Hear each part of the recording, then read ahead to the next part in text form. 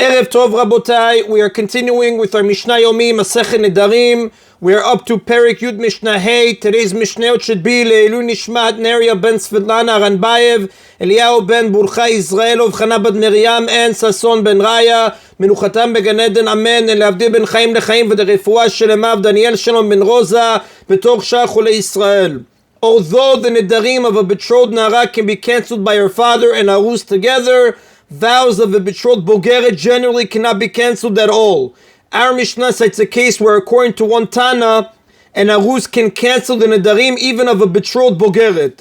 Bogeret shesha'ata 12 chodesh, if a betrothed Bogeret has already waited 12 months for her Nisuin, v'almana 30 yom, or if she is a widow and has waited 30 days, and then the Arus delays the Nisuin further, after they are betrothed, once either the groom or bride asks the other to begin preparing for the Nisuin, each has up to 12 months to prepare.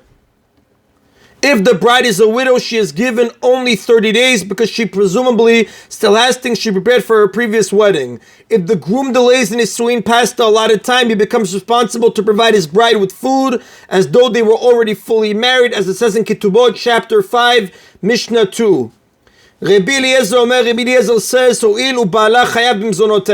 since at this point her husband, the Arus, becomes responsible for providing her food as though they were fully married, he can cancel her Nedarim. The Torah gave a husband control over his wife's Nedarim because the wife who makes a Neder has in mind that it should be cancelled if her husband disapproves of it. According to Rabbi Eliezer, the main reason she has this in mind is that her husband provides her food, and therefore she would not want to do anything that meets with his disapproval. Therefore, if her Arus provides her with food, as in our case, he has control over her Nedarim. The sages, however, disagree, but the sages say, En abal mefer, a husband cannot ever cancel his wife's nedarim alone, until she enters his domain by becoming fully married. The sages hold that a woman makes her nedarim dependent on her husband only after they are fully married, and not before, regardless of who provides her with food. And the Rav does tell us, Ven alecha ki Rabbi Eliezer, the halakha does not follow the opinion of Rabbi Eliezer, the halakha follows the opinion of the Chachamim. That is the end of Mishnah Hey. Now, if a married man dies without children, it is a mitzvah for one of his brothers called a Yavam to marry the widow called the Yavama. He first betroths her in a ceremony known as Ma'amar, and then cohabits with her to create a full marriage called Yibum. By biblical law, Yibum, marrying a Yavama, involves only one step, cohabitation. However, the rabbis decreed that the Yavam must first betroth the Yavama using one of the methods usually used for betrothal, such as giving her an object of value. This is known as Ma'amar. Tanaim disagree as to whether Ma'amar has any effect on the biblical level. Beit Shammai hold that even for biblical laws, it makes the Yavam and Yavama like any other betrothed couple. Beit Hillel hold that it has no effect whatsoever with respect to biblical law. This is a discussion in Yevamot, chapter 3, Mishnah 5. Even if none of the dead man's brothers want to marry the Yavama, she has a bond with them that forbids her to marry anyone else. One of the brothers must remove that bond by performing chalitza with her. Chalitza is a ceremony in which the widow removes the Yavam's shoe, spits on the ground before him, and makes a certain declaration. She is then free to marry anyone. This is discussed in Sefer Devarim, chapter 25, verses 5 through 10. Our Mishnah presents three opinions as to whether the brothers can cancel Yivama's Nedarim while she is waiting for Yibum or Chalitza. Once her brother does Yibum, the Yivama becomes his wife in every respect, and he can cancel her Nedarim as a regular husband for his wife. Shomeret Yavam, if a Nara is waiting for Yavam to perform either Yibum or Chalitza with her, Ben Yavam Echad, whether she is waiting for one Yavam, meaning her husband left only one brother, Ben Shnei Yavamin, or for two Yavams, meaning her husband left two brothers. Rabbi Eliezer says, in either case, if a brother performed Ma'amar with her Yafer, he can cancel her Nedarim together with her father, since she is like a betrothed Nara. Rabbi Eliezer agrees with Beit Shammai's opinion that Ma'amar makes the Yavam and Yavama like any other betrothed couple. Therefore, it allows the Yavam to cancel Nedarim, even though that right is granted only by biblical law.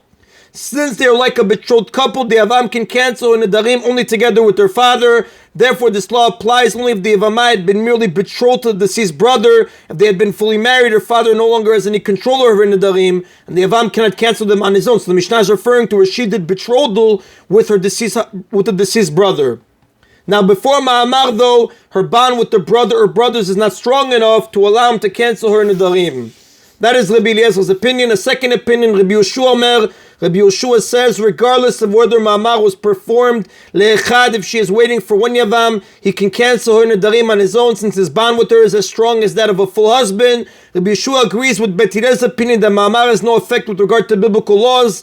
Therefore, Ma'amar makes no difference in terms of the ability to cancel Nedarim, which is a biblical right. However, Rabbi Yehoshua holds that the Yavam's bond with the Yavama, even without Ma'amar, is so strong that the Yavam can cancel Nedarim. In fact, Rabbi Yehoshua holds that the Yavam can cancel her Nedarim alone without her father, as though they were fully married. That's how strong the bond is. Avalo lishnaim. But if she is waiting for two Yavams, they may not cancel her Nedarim. Since we do not know which of them will eventually perform Yibum or Chalitza with her, it is not known which one has the right to cancel her Nedarim. Therefore, neither may do so. A third opinion, Rabbi Akiva says, Yavamaz Nedarim can never be cancelled, lo le'echad v'lo l'shnayim, neither if she is waiting for one Yavam, nor if she is waiting for two, because the Yavam's bond with her, even after Ma'amar, is not strong enough to allow him to cancel her Nedarim. Rabbi Akiva holds that the bond between Yavam and Yavama is not strong enough to allow him to cancel her Nedarim, like Rabbi Eliezer. He also holds that Ma'amar has no effect for biblical laws like Rabbi Yehoshua, and therefore cannot help to make the bond any stronger. Therefore, a Yavam can never cancel his Yavamaz Nedarim. In summary, Rabbi Eliezer holds that a Yavam can cancel his Yavamaz Nedarim together with her father, but only if he did Ma'amar.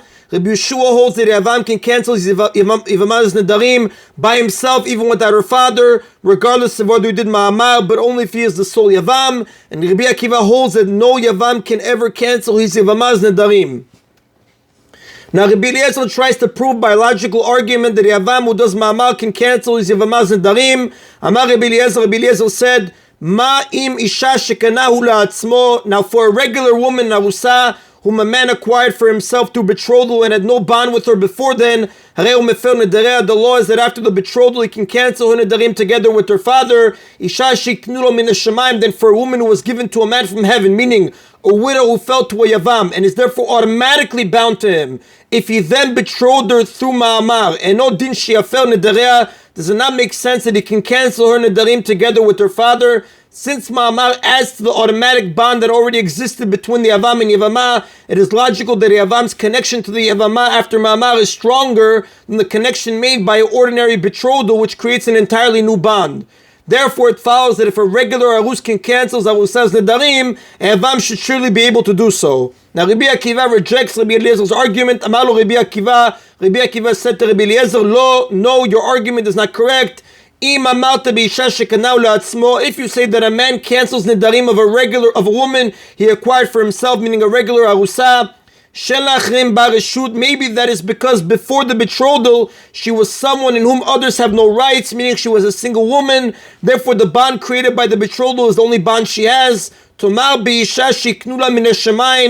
you say that a man can cancel Nedarim of a woman who was given to him by heaven, meaning a woman who felt him for Yibum, with whom he performed Ma'amar, in whom others do have rights before the Ma'amar took place? Before Ma'amar, all the brothers had a bond with the widow, not just the one who performed Ma'amar with her. So even when one brother performs Ma'amar, his bond with the Yavama is weaker than the bond between an ordinary Arus and Arusa. Therefore, although an Arus can cancel his Arusas Nedarim, it does not necessarily follow that Yavam who perform Ma'amar can cancel his Yavamaz Nedarim. Now, Rabbi Akiva has successfully rejected Rabbi Eliezer's argument, but now the third Tana, Rabbi Yehoshua, who differentiates between one Yavam and two Yavams, joins the debate. Amalo Rabbi Yehoshua said to Rabbi Akiva, Dvarecha b'shnei Yavam, your words are correct in a case where there are two Yavams. Since the Yavama has a bond with both of them, her connection to the Yavam who perform Ma'amar is weaker than that of an Arusat or Arus, as you have argued. Mata meshiv al Yavam echad, but what do you respond about a case where there is only one Yavam? He is then the only person who has a bond with the Yavama, and the bond between them is stronger than that of a regular betrothed couple, since the Yavam's bond came automatically from heaven, while an ordinary Arus created a bond with his Arus on his own. While Rabbi Eliezer had argued that the heaven-sent bond with the Yavama is only strong enough to give the Yavam the ability to cancel Nedarim if he also did Ma'amar, Yehoshua takes it further and claims that since the connection came automatically from heaven, it is so strong that even without Ma'amar, the Yavam can cancel her Nedarim, and he can do so alone without her father. Therefore, he says, you must surely agree that when there is only one Yavam, he can cancel Yavamaz Nedarim as I have ruled. Rabbi Akiva responds that even the bond between one Yavam and his Yavama is weaker than that of an Arus and is Arusa. Amar lo Rabbi Akiva said to Rabbi Yeshua, Ene Yavama gemura le'Yavam. A Yavama is not completely connected to the Yavam, kishem she'arusa gemura le'isha, in a way that an Arusa is completely connected to her Arus. For if a stranger cohabits with an Arusa, he has cohabited with a married woman and is put to death. However, if someone other than a Yavam cohabits with the Yavama, he is not put to death. The punishment for a man who cohabits with a Yavama waiting for Yibum is lashes. Clearly then the bond between a Yavam and Yavama is not as strong as that of a betrothed couple. So although an Arus can cancel his Arusa's Nedarim, a Yavam cannot cancel his Yavama's Nedarim. And since according to this opinion, the Yavam cannot cancel the Yavama's Nedarim, there is some question whether her father can cancel them by himself in a case where she has not yet left his domain, such as where she was only betrothed to the deceased brother, but not yet fully married. And the Rav does tell us, V'alachak Rabbi Akiva, the Alachat does follow the opinion of Rabbi Akiva. And that is in Abotai of today's Mishna Yomi. Baruch Adonai Le'olam. Amen v'amen.